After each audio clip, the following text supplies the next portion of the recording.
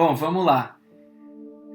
O Lohan, ele é um amigo muito bom pra mim, porque eu confesso que ele dá uma segurada em mim. Porque quando ele me chamou pra fazer essa palavra, ele falou: Fabrício, por acaso tem um título sua palavra? Eu falei: tem. E vocês imaginam a qualidade do título que ele nem divulgou. Mas ele tá certo, eu tô com ele. Porque, cara, se liga nesse título. Graça, a lente que refraciona a vida, e a força motriz, a obediência. Cara, sinceramente, se eu visse esse título, mano, eu não entrava. Então, ainda bem que o Lohan me poupou e eu tô falando pra vocês agora. Mas eu só tô falando esse título tão complexo, tão chato, que é pra causar mesmo. É pra chamar a sua atenção. Mas vamos fazer um combinado. Esquece esse título aí. A gente fala dele lá no finalzinho, deixa pra depois. Vamos falar sobre a graça.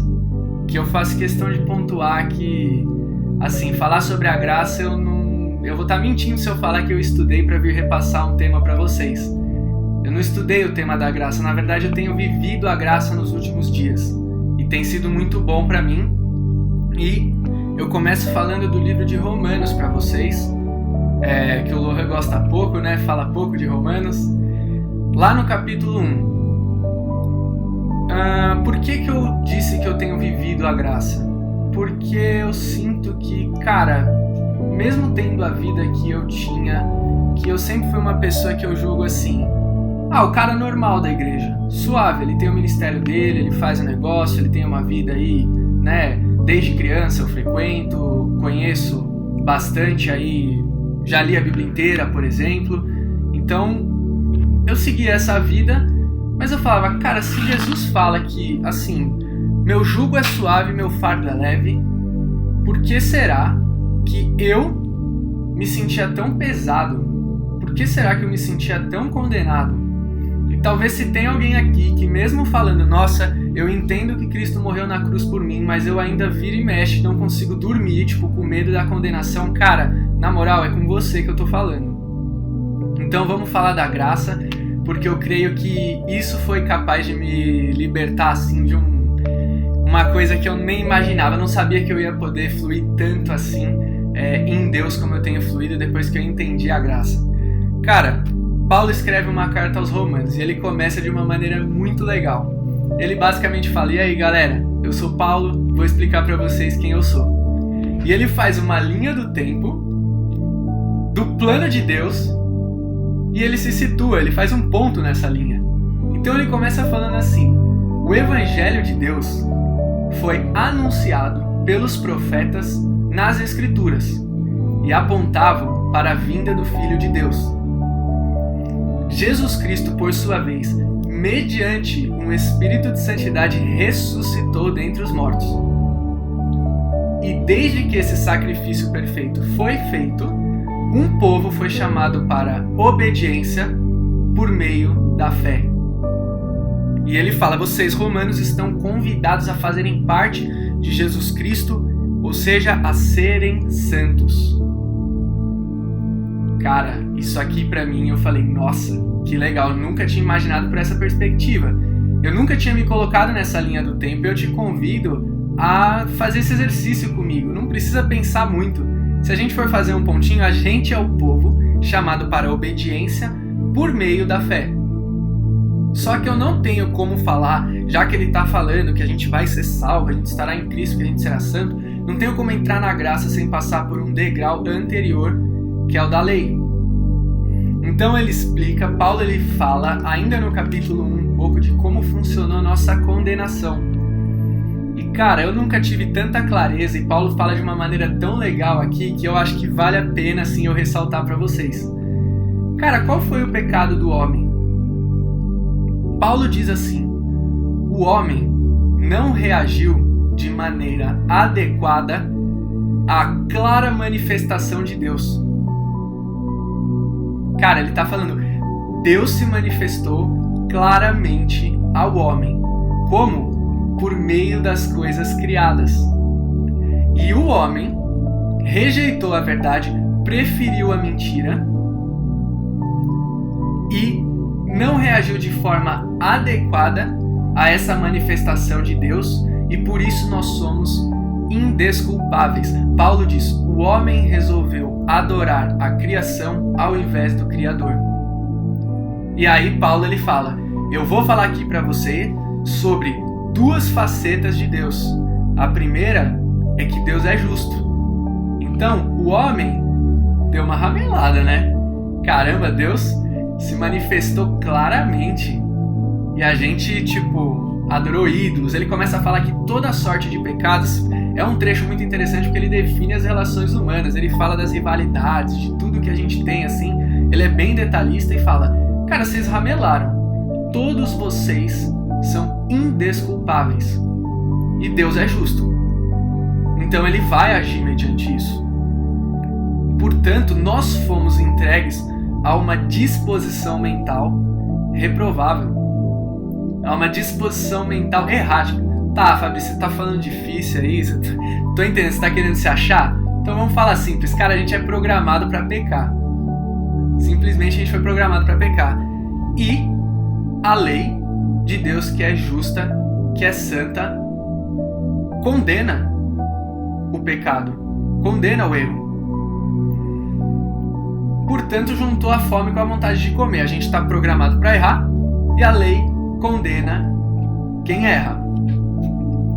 Aí acaba o capítulo 1 e Paulo vai para o capítulo 2, onde ele detalha a lei. Cara, eu não sei vocês, mas eu lendo o capítulo 2 fiquei muito angustiado. Porque, sabe, você fez a interpretação estática da Bíblia, você fala: nossa, deixa eu ler o capítulo 2, que ele fala da lei, e você fala: meu, pra mim não tem jeito. Assim, já era, eu tô lascado. E ele termina essa reflexão no capítulo 3, quando ele fala o seguinte. Eu vou ler para vocês o versículo na íntegra, que está no versículo 20. Portanto, ninguém será declarado justo diante dele, baseando-se na obediência à lei. Pois é mediante a lei que nos tornamos plenamente conscientes do pecado.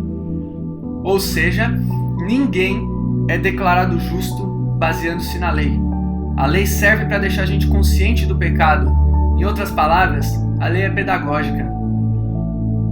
Cara, se a gente for lá para Mateus 5, o que Jesus fala? Ele, vocês ouviram o que foi dito: não adulterarás. Aí a gente fala, né? O crente, ele é muito engraçado porque a gente tem uma habilidade especial de se esquivar da Bíblia, né? A gente lê não adulterarás e a gente fala: passei um aperto ali, mas eu não adulterei, hein? Tô bem. Aí Jesus fala: mas se você pensou, você já adulterou. Não matarás. Vocês ouviram o que foi dito? Eles falam: ontem eu briguei com meu irmão e eu segurei a vontade que eu já ia pegar um machado e rachar a cabeça dele em dois, mas eu me segurei, tô aprovado. Cristo fala: cara, se você chamou ele de louco, se você agiu com desprezo para com o seu próximo, você corre o risco de ir para o inferno. Você quer ir para o céu? A sua justiça tem que ser muito maior do que a dos fariseus, que era para quem ele estava falando nesse discurso. Aí eu vou começar aqui a misturar um pouco, já que Deus se manifesta por meio das coisas criadas. Não sei se tem alguém aí na escola, prestando vestibular, eu vou começar a dar aula aqui também. Vou falar um pouco do que eu estudei para falar para vocês. Mas se eu me lembro bem do português, se eu tiver errado, alguém me corrige aí. Mas, olha que nome feio, é uma conjunção adversativa, serve para contrapor duas ideias. Então Jesus fala: a lei fala, não adulterarás, não matarás, mas... E ele fala outra informação. Só que depois de terminar isso, ele fala: eu não vim para anular a lei, eu vim para confirmar. Então, a única interpretação que a gente pode ter dessa passagem é que, cara, Jesus estava deixando a lei mais rigorosa. E se ela já estava difícil de ser cumprida antes, e Jesus deixou mais rigorosa ainda, tudo que ele está querendo falar é: cara, você é adúltero, você é assassino, você é doente, mas relaxa, eu vim para os doentes. E ai da área da sua vida que você não reconhecer que você é doente. Ai da área da sua vida que você fica se esquivando, cara. Sério, não cai nessa. Até porque não precisa e você espera que você saia disso daqui entendendo mais e mais. Mas a lei veio para nos condenar, para nos tornar conscientes do pecado. Não para a gente se esquivar dela. Fabrício, tô tremendo que você falou, né, que começou a estudar a graça aí porque você tava apertado, legal, então você tá resolvendo isso passando pra gente aqui, né? Não, calma. É no versículo 3 que Paulo fala efetivamente da graça. Então Jesus falou lá em Mateus 5, cara, a justiça de vocês precisa ser muito superior à dos fariseus, que achavam que era só não adulterar, mas não importa o seu coração, era só não matar, não importa o seu coração. Então, Paulo, no final do capítulo 3, ele fala assim: mas agora se manifestou uma justiça que provém de Deus. Presta atenção, eu sei que às vezes a forma que eu falo, tem gente que já dormiu, então se você não está prestando atenção, presta atenção agora. Ele fala: mas agora se manifestou uma justiça que provém de Deus, independente da lei, da qual testemunham a lei e os profetas, justiça de Deus mediante a fé em Jesus Cristo para todos os que creem. Não sou eu que estou falando. Independente. Paulo está falando independente da lei. Até porque se não fosse, ele tinha acabado de falar em cima. Ninguém vai se tornar justo baseando-se na obediência à lei.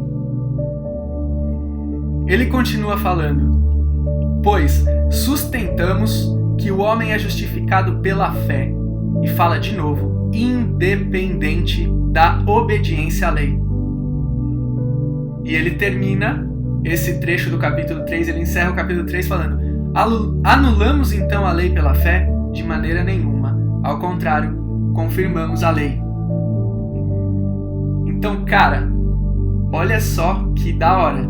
A gente vamos voltar para a linha do tempo, que eu acho que é a coisa mais da hora desse capítulo, é a didática de Paulo começando por uma linha do tempo. Cara, a gente ramelou, Deus se manifestou, a gente não agiu adequadamente, então a gente foi entregue a uma mente para errar, veio uma lei para condenar porque Deus é justo, mas Deus falou: quer saber? A sua salvação, eu decido mudar a regra do jogo. Eu vou mandar Cristo para morrer, seu sacrifício perfeito. E agora você é declarado justo, você é declarado santo, não pela ausência de pecados, mas porque a fé em Cristo limpa suas vestes, te deixa sem a culpa do pecado. A lei já não te condena mais. E eu sei que você do Storm está muito familiarizado com o conceito de fé, que vem do grego pistis, se deixar convencer, né? E cara, eu fico me perguntando, se ele nos amou primeiro, qual é o motivo da vanglória? Ah, Fabrício, é o bonzão, fica se perguntando. Não, Paulo fala disso aqui, né, em Romanos. Ele fala: não tem mais motivo pra gente se gloriar.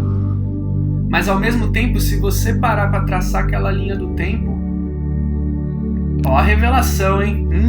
Senti, vou falar pra você que não sabe o seu propósito, eu vou falar, mano. Põe pra gravar aí que eu vou dar o propósito pra sua vida. Cara, você tá no mundo, se você nasceu no pós-Cristo, para descansar. Talvez você seja uma das gerações mais beneficiadas aí por essa linha do tempo, porque não há mais condenação para quem está em Cristo Jesus. Quando você pensa, mesmo que você tenha consciência do bem e do mal, você sabe quando você está ramelando. E eu não estou falando que o pecado não tem consequência. Por exemplo, vou falar uma coisa aqui que é batido já, cigarro. Pô, se eu começar a fumar, é claro que eu colho uma consequência de ter uma incidência maior de câncer de pulmão, por exemplo. Eu vou ter essa consequência, né? Mas no momento em que a gente para pensar, meu Deus, será que o que eu fiz, a gente está falando de forma subliminar, a gente está falando de uma forma indireta. Cara, eu não tenho convicção de que um sacrifício de Cristo foi suficiente para me limpar totalmente. Pô, Fabrício, tô um pouco assustado com o que você tá falando, porque o Lohan deve estar pensando, né? Cara, o jeito que você tá falando isso aí, os caras do Storm amanhã estão tocando terror aí, mano. O que você tá falando, né? Cara, simplesmente a passagem é clara. Nós somos chamados para obediência por meio da fé. E Paulo, lá no capítulo 1, ele fala uma coisa muito interessante pra gente. Ele fala assim: o evangelho do medo é falido. Ele não cola. Não funciona. Dá uma olhada, não sou eu que estou falando. Paulo aqui no versículo 32. Embora conheçam o justo decreto de Deus, de que as pessoas que praticam tais coisas merecem a morte, não somente continuam a praticá-las, mas também aprovam aqueles que a praticam. Mesmo sabendo a consequência do pecado, que é ruim, as pessoas continuaram praticando o pecado. E não apenas isso, aprovavam quem praticava também. Então a gente fala, puxa vida, se antes já não dava para obedecer uma lei que era mais leve, agora a lei está mais pesada.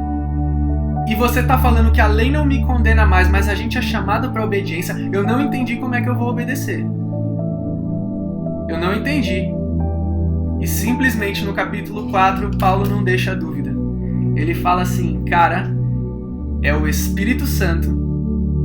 Quando você tem fé, quando você se deixa convencer, o Espírito Santo entra no seu coração, ministra um amor que ele é suficiente para te conduzir gentilmente a um estado de obediência. E faz sentido, né, cara? Se você fala, mano, Deus me salvou. Deus simplesmente me tirou do fundo do poço quando eu ainda era pecador. Ele não esperou eu ficar santinho. E é aqui que eu falo com você, que é do Clube dos Santinhos, que vende a ideia que as pessoas precisam ser santas para usufruir de Deus. E santo aqui eu digo no sentido de, vender a imagem de como se você não fosse doente. Como é bom que a gente se diagnostique aqui. Cara, você está pregando um negócio muito errado. Olha só o que Paulo fala aqui na íntegra, no capítulo 4. E a esperança não nos decepciona, porque Deus derramou o seu amor em nossos corações por meio do Espírito Santo. Cara, Deus derramou o seu amor nos nossos corações por meio do Espírito Santo que Ele nos concedeu. E ele segue falando, de fato, no devido tempo, quando ainda éramos fracos, Cristo morreu pelos ímpios. Cara, pode até ser que por um homem bom alguém decida morrer no lugar, mas por um ímpio, Cristo morreu em nosso favor quando ainda éramos pecadores. Ele nos amou primeiro. E como que é o amor de Deus? Alguém já lembrou a passagem aí, pelo que eu tô falando? O amor de Deus lança fora todo medo. Cara, o evangelho do medo não cola. E então eu pude ver através de todo esse processo que eu tô falando pra vocês, que, cara, eu era religioso.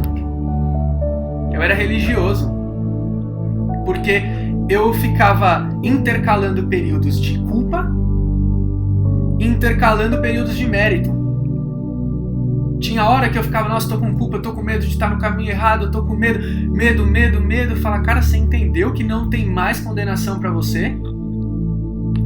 E às vezes, sei lá, eu ia ensaiar uma dança com uma apresentação na igreja, ficava 3 meses indo direto, todo dia, e eu já chegava na presença de Deus. Então, Deus, vamos falar daquele assunto lá, porque, né, eu acho que eu tô meio bem na fita agora. E, cara, não tem nem mais motivo pra você ter medo, como também não tem mais motivo pra você achar que você tem algum mérito. Olha, Fabrício, eu acho que tá muito legal isso aí que você tá falando, é muito bonitinho. Mas pode falar uma coisa? Pessoal, assim, eu não gosto de alguém ficar falando as coisas da própria cabeça. Você tem algum exemplo, já que você tá falando disso aí? Poxa, eu tenho, cara. Eu meditei muito na passagem do filho pródigo. Simplesmente, um filho falou assim, pai, me dá meu dinheiro, eu quero viver longe de você. Ele foi, se deu mal, chegou no fundo do poço. Pô, pra aquela época, pro judeu, o porco, a carne do porco já era impura. Imagina o alimento do porco. Nem o alimento do porco ele conseguiu para se alimentar. Ele falou, eu vou voltar para a presença do meu pai. Mas, relaxa, eu vou pagar pelo que eu fiz. Pai, me deixa voltar, mas eu vou ser seu servo. E então o pai ensina que, fazendo a figura de Deus, que Deus não é um Deus de crédito. O cara não tinha assim, nossa, beleza, eu te concedo o favor de estar perto de mim, mas você vai me pagar por isso. Simplesmente, ele fala assim: você é meu filho, ainda bem que você voltou. Toma essa roupa, veste essa sandália, olha esse anel. Faz o seguinte, fala pros servos, vamos dar uma churrascada que o menino voltou. E o outro filho ensina o oposto daquele ciclo de religiosidade que eu falei pra vocês. O outro filho, ele fala assim: pô pai, eu sempre estive aqui, sempre estive trabalhando pro Senhor, e você nunca me deu nenhum cabrito, né? Já que você tá dando um churrasco, você nunca me deu nenhum bife, né? Pra eu comemorar que eu tô aqui. E Deus ensina que... E o pai ensina que Deus não é um Deus de débito. Cara, não tem nada que você faça que faça Deus te amar mais ou menos. Não tem por que barganhar com Deus. E simplesmente a gente achar que é mais importante a gente se preocupar que as pessoas sejam soldadinhos de doutrina do que se preocupar se essa pessoa de fato entendeu e se a fé dela é genuína, mostra que a gente ainda está no legalismo, que a gente ainda está na religiosidade. Às vezes a gente olha pro próximo como se fosse um número. Cara, eu vou falar com um cara, eu espero que ele compre a minha ideia, ele ore sim, eu aceito, e aí eu vou chegar para Deus e mostrar meu currículo. Olha quantas pessoas aceitaram Jesus pela minha vida. Olha como eu sou uma ovelha de destaque. Olha o mérito aí. Ao invés da gente querer fazer discípulos, acompanhar, amar as pessoas. E se você ama de fato uma vida, você está preocupado se a fé dela é genuína. Até porque você confia tanto na ação do Espírito Santo que, se a fé dela é genuína, a obediência vem gentilmente, vem naturalmente. Olha como a graça é poderosa. Ela não só tirou o poder da lei, ela não só fez com que a lei não nos condenasse mais, como uma lei até mais rigorosa que a antiga, que nem a antiga os caras conseguiam seguir, agora, pela graça, gratuitamente, a gente não consegue obedecer. Uou! E quando você mergulha na graça, você para de ter culpa, você fala, mano, Cristo foi claro, ele não falou assim, eu tô no meio do caminho, agora sigam a peleja aí. Cristo falou assim, está consumado. Quando você entende, você começa a se divertir, você começa a nadar de braçada na Bíblia. Cara, eu quando terminei meu primeiro plano de leitura bíblica, os últimos dias foram muito angustiantes, porque eu simplesmente estava, sabe, parecia que minha mente assim era uma fruta que espremeram, saiu todo o caldo e continuava espremendo, e eu lia e eu ficava apavorado e eu me sentia condenado. E cara, a gente precisa interpretar tudo sabendo da linha do tempo de Paulo, sabendo que a gente nasceu para descansar na graça. E nunca a gente deve ver mérito, mas também a gente nunca deve sofrer com a culpa. E a gente tem que crer que agora a gente tem o Espírito Santo que nos capacita a obedecer. Cara, vive seu processo. Cristo veio para os doentes, ele nunca pediu para ninguém, eu quero você pronto. Eu tenho aqui quantas histórias de Jesus, você vê que ele obedece essa ordem. Ele nos ama enquanto a gente ainda está no pecado, para depois ministrar no nosso coração a mudança. Como foi com Pedro? Às vezes a gente lê a versão em português, que é engraçado, né? Jesus fala para Pedro, Pedro, tu me amas, Pedro, tu me amas, Pedro, tu me amas. Aí Pedro, amo, e no último ele fica triste, né? E depois Pedro nega. Mas na verdade, Jesus pergunta, Pedro, tu me amas, ágape? Ou seja, tem um amor sacrificial por mim? Pedro na última ceia falou que morreria por Cristo. E ele fala, nossa, amo, Pedro, tu me amas? E aí Pedro fala, eu te amo filéu, eu gosto de você. Jesus pega e fala, cara, eu vou te mostrar na verdade que você me ama muito menos do que você imagina. Você não só não me ama filéu, como você vai me negar 3 vezes. Mas eu não vim para que você estivesse pronto. Agora, você vai viver um processo. Você vai ter o meu Espírito Santo e vai ser aperfeiçoado. Jesus profetiza acerca do final da vida de Pedro, e quem conhece a história sabe. Se você não conhece, depois leia, que é muito bonita. Mas Pedro termina pelo Evangelho crucificado, e ele ainda fala, vira de ponta cabeça porque eu não sou digno de morrer como meu Senhor.